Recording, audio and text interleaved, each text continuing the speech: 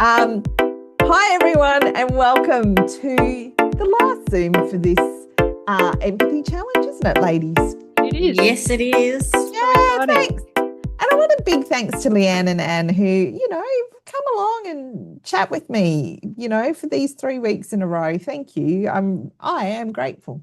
Yeah, it's been No good. worries. Thank you. So in the last week, what this week has been about, it was following on from week 1 and 2. So week 1 was, the sort of our empathy for self. So how is that? Do we do it? And then it was that second week of the empathy for others. What do we need to be able to have the empathy for others that we need in our work? Because, as we have a healthcare worker and an educator right in this group, like how much do you need and what do you got to do to nurture your own so that you can keep turning up? Because this is an ebb and flow thing. You've got to have empathy for self and empathy for others so that you can keep turning up, right? To do what you do every day. So when you've got those two and they are in balance and, you are putting boundaries in and looking after yourself, you're putting boundaries in to sort of look after others and you're feeling pretty good, right? Then how, when you're feeling good and you're in that good sort of that state of flow, I guess, where, you're feeling good and hale and hearty, then how does that turn into compassionate action? And so that's what this last week has been about, noticing that, how do I notice my balance so that I can flip it and act from empathy to reduce any reactivity that I might have in my life when I'm working with people. And so therefore I have more clarity in my work, more kindness, and increase that connection so that compassionate action naturally occurs almost. And it feels less forced, I guess, is what we're looking at here. So I want to sort of just turn to you two ladies, and just go, hey, thinking about what you learnt, that awareness that you increased with your empathy for self and then the second week empathy for others, what does it feel a bit more balanced to help you with your work you do day in, day out as teachers? Leanne, you're a teacher and you're a nurse in healthcare. Like, did it feel like it balanced out a bit better? I don't know. Yeah. I think putting it all into action was easier. I don't know about you, Leanne, but it felt easier. It didn't feel as forced or unnatural. Does that make sense? Great. Mm. Yeah, I must say that the one big thing that I took away was because I actually didn't consider empathy and how important that has in maintaining relationships. For me, it was like, when you first meet someone, we talk in neurolinguistic programming about, leading teams, and it's all about, in order to lead, you have to develop rapport. And how do you develop rapport? Well, you show empathy. But I actually didn't think about it as much as, well, how do you use empathy to keep that relationship positive and fruitful and, healthy? Yeah. So that was the biggest turning point for me, I've got to say. Because it is that part that empathy, you just, it reduces our impulsivity, it sort of, and our ability to feel overwhelmed at times. And so because of those things, we kind of are this almost very calm, measured, almost predictable person that is quite rational and realistic. And so we kind and that's actually really positive to the people we're dealing with because Yeah. they're like, oh my God, this has happened. Oh, I'm going to have to tell Leanne. Oh my God. And then they come and tell you, and then you just go, okay, all right. So what do you think we can do about that? And then, like, can you see how, like, your reaction to those sorts of events, everyone would just go, oh, okay, well, all right, how are we going to solve this? All right, let's all look around at Yeah. each other and sort it out. Okay. Yeah. It's not a big deal. Okay, Leanne's sort of our leader here, and she's not saying it's a big deal. So, okay, it's not a big deal. Oh, all right, then what are we doing? And so it kind of that calmness and that way that you're going, okay, I hear that. Well, what are we going to do here? It just helps people to, go, oh, okay, we're connected and we're going to figure this out. All right, I like it. Yeah, and that was a big learning for me because I never thought of empathy in that way. But that's, I guess, what I'm talking about is you empathy is not just something you use at the start of a relationship or in the face of a tragedy or adversity, but it's also in the face of conflict. Oh gosh. And I have never thought about using empathy in the face of conflict, and how important it is to be able to diffuse, as you say, all those heightened emotions. And interestingly, I saw an advertisement on Instagram, or it was a reel from a coaching organization, and they were talking about when leaders get stressed, overworked, most of their decisions, reactions come from that amygdala part of the brain. And one of the big things that when she was working with these leaders, one of the big things that they learned was about breathing and the power of breath work, because then it allowed them to get into that prefrontal cortex. Yep. So, yeah. I love that when they do talk about that, and they talk about the logic versus limbic. So, you've got that limbic system that's going, and, what can you do to regulate that sort of, to get the logical part of our brain to override it and go, okay, this is a lot. All right, what do we do here? Okay. And it's because if we don't, we keep, because they sort of say because the limbic system's here and the logic system's here. So you've got that whole, or is it in reverse? I never get that quite right. And then people say they're like going like this back and forth with their head. And that's when it's in chaos. That's how it can feel. Like if your leader's in that chaotic sort of space. So it's like, how can we all just breathe and go, yeah, this is a bit of a mess, but you know what? We've got a room of intelligent people here. So actually, let's figure it out. Yeah. And again, it takes skill to be able to recognize, I'm feeling really heightened right now, to be able to say maybe this isn't the right time for us to be having this conversation. Definitely. If you don't think you can show up and be and have empathy, think about it. How many times have you seen it at work, where it's just going terribly, like you can see a train wreck happening in front of you, and you just want to jump in and say, hey, time out, could we stop everything that's happening here right now and come back later? Because the beauty of time will actually make it all better. Yeah. But the people are so horns, locked, and they don't want to shift. Yep. Yeah. I mean, you've seen that before. I know, you just want to, you want to wave your empathy wand, I think, and I can see both sides of what's going on here, and let's call a time out. Yeah. Yeah, I'm also curious to know that some people might struggle if they're not used to, if they're not actually used to that style of leadership, or, I notice with some of our students who come from, history of school refusal, disengagement, some fractured families, that when you start to show empathy, it's almost like they're like, oh, get away from me. Like, you're too much. You're too much on the nice scale. Yeah. They think you want something. Yeah. Yeah, you're too nice. What do you want from me? You're annoying, you're being annoying. Oh, yeah. Or you're being a bit too much touchy-feely, get out of my Yeah, business, yeah.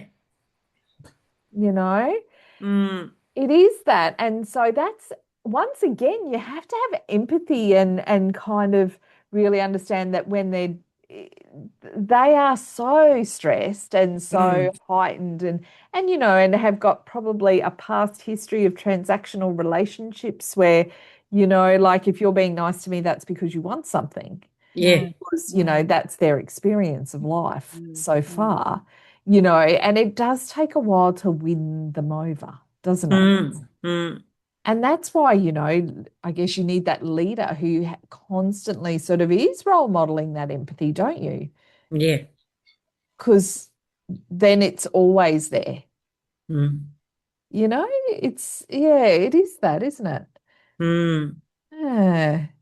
But yeah, how do you have the energy to consistently have this supply of mm, yeah. empathy? mm, mm. So we go back to that. And I guess knowing yourself so well, how do you know yourself so well to keep up that good supply of empathy? Mm. Mm, Because, Anne, I'm curious, because we've only been at this for a few weeks, because it's Yep. only a 21-day challenge, right? Yep. Yep. But something shifted for you, that you've done something different in the last 21 days. That, Yep. yeah, that's shifted, that's lifted, was it your empathy for self, do you think? Or Maybe I think I have plenty of empathy for others, and maybe I just showing it differently. Maybe I ah, think I've good point. been pausing a lot more, like just stopping and taking a breath, and just stopping, and rather than rush in and want to fix Yeah. and tell them how, I've Mm, allowed them to sort of. I've taken a breath. I've asked appropriate questions, and I've yep. allowed them to sort of go their own way. Does that make sense? Oh, mm. that's Right. like the perfect, like that's I wish we could all do that all the time. Yeah, yeah. Like, Mm, Because I think y- it was the not pausing and taking a breath before speaking. I think. yeah. Yeah, yep.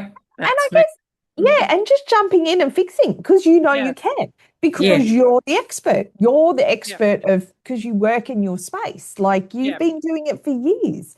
yeah, It's what yeah, you do. yeah, But you're saying, even knowing that you could have fixed it, even yeah, knowing that you could run in and do what you've always done, you stopped yeah, and you went, wait a minute, I'm going to yeah, pause. yeah. And I'm going to ask this person in front of me, what do they want to do? Mm, Mm, mm, mm. And I'm going to wait for an answer. Yeah, yeah, mm, yeah. And now we've all got a bit more space and we're all feeling a bit different. How Mm, weird is that? yeah, mm. yeah, You know, and yeah, isn't that interesting that like people sort of go like would think they have to go on a retreat and spend a whole day meditating, etc. But all you did was just yeah, sort of stop doing what you normally do, yeah, just pausing and just go, I'm going to yeah, go a bit slower here and I'm going to yeah. dive in. Huh. Yeah, and it's interesting the breathing scenario you were using in the room full of leaders. I was listening to a podcast here a couple of weeks ago, and I can't remember who it was for the life of me. And they were talking about how, as babies, they don't know how to regulate their nervous system. So they self soothe, when they get upset, they slow down, they go, when they do the Yes. two breaths and then they breathe out. Yeah. Um, Yes. and that I've actually been doing that in my yoga practice, and even Oh, through the day, if I find myself a little bit overwhelmed, I guess I will stop. And I've even been showing it to clients as well at work, yeah. giving them a different breathing practice rather than box breathing and so forth. I've just been going and Yeah. literally doing the two breaths, making the noise, and it Yeah. Yeah. slows everything down Yep. to the point where, right, I now know where I'm going. I know where everyone else is coming from. let's just go from there, shall we? So that's been really interesting, and it when you sit and think about it, how babies don't know how to regulate their nervous system, most adults don't know how to do it either. So it's been a good practice and an interesting experiment to show as well. Yeah. Exactly. Yeah, I've heard that podcast. They were talking about when babies like are crying and crying and crying, and then just before they've just calmed themselves, they do that. Yeah. Yeah. Mm. Yeah. Mm. Because Really great. yeah. Mm. Because isn't it? Because that's like that full thoracic engagement. Because it's that, and it's Yeah. it's Yeah. Yeah. yeah. Yeah. Oh. So anything else that you'd sort of want to flag to everyone listening to say, hey, this was a pretty good empathy challenge, and maybe you could do it Yeah. at work. Yeah. No, it was a good challenge to do. Like with all the other challenges, you don't need to be doing all of them to get the value out of it. Even if you think you have a lot, I mean, I thought I had a lot of empathy. Even if you think you have a lot of empathy, it shows that you have capacity for more, I think, and without getting exhausted doing it. Exactly. Agreed. Yeah, tapping into what you're doing and just, having that gentle shift, like what you were saying, Anne, with that gentle shift of just going in and just going, okay, I'm going to slow down now. All right. That's gold right there, because I think we sometimes overthink how it's going to be hard to change. And that's, I don't think that's hard at all, is it? I don't know whether it's the change. Sorry, Leanne. I don't know whether it's the change, but more about tapping into the capacity you have. Yes. Absolutely. Yeah. So you can keep turning up every day to do the job you do. Yeah. You're going to, I mean, let's face it, you're at work more than you're at home enjoying yourself. So, you want to improve your capacity to feel good doing the thing that you're doing most of the time. Definitely. Yeah. Well, thank you. Is there anything else you want to add before we run out the door today? No, just looking forward to the next challenge. Yeah. Thank you for segueing into that beautifully, Anne. You're welcome. You're a champion. So it does start on the 1st of July. The beautiful Mona Lisa, who is the core element of many of my organisation things in Zest Again, she is a wizard. She has got the Kindness Challenge built and ready to go, and we kick off on the 1st of July. So we will send a flyer out to everybody who is in our contacts list to get them to join in. It's actually got so much good stuff in it about, once again, kindness for self, kindness for others, and kindness in the world around us as well. So, and how that's impacting our well-being every day. And I'm excited about this one. I get excited about all of them. But I think when I was putting this one together, could not believe some of the linkages. I was going, wow, this is so important in the current climate we're living in. Oh my gosh, Totally. And so, I think this will be a really cool one. And once again, it's for everybody. So I'm going to really get it out to student groups and stuff as well, because I think students really need this one too. Yeah. We're gonna get it out there. So it's ready to go, but it doesn't launch until the 1st of July. But we're going to open the landing page so you can sign up as soon as possible, and invite everybody and anybody in. Like, invite your whole team. I don't care. Like, everyone is welcome. Hey. Yeah. Great. Yeah. And I'm loving the fact that we're on Spotify. Oh yeah. Yes. It's my like magic lady. Spotify, we're on YouTube, like we're everywhere, man. Just, plug in and listen to the three of us gibber away for ages. I'm good at the gibber. Same. I love you both for being excellent gibberers. Yeah, we can gibber. Well, thank you. And yeah, follow us on Spotify, definitely. Yeah. That'll be awesome. All right. Well, I'm going to let you go, ladies. Thank you as always. And for everyone out there, we're going to see you again as at the 1st of July because, we're going to send you the Zoom sessions. You're welcome to come and join us and pod with us. Like we don't mind some extra voices, do we? No, not at all. You're welcome. All Yes. right. Have a fabulous time, everyone. Look after yourselves and be well. Thanks. See you soon.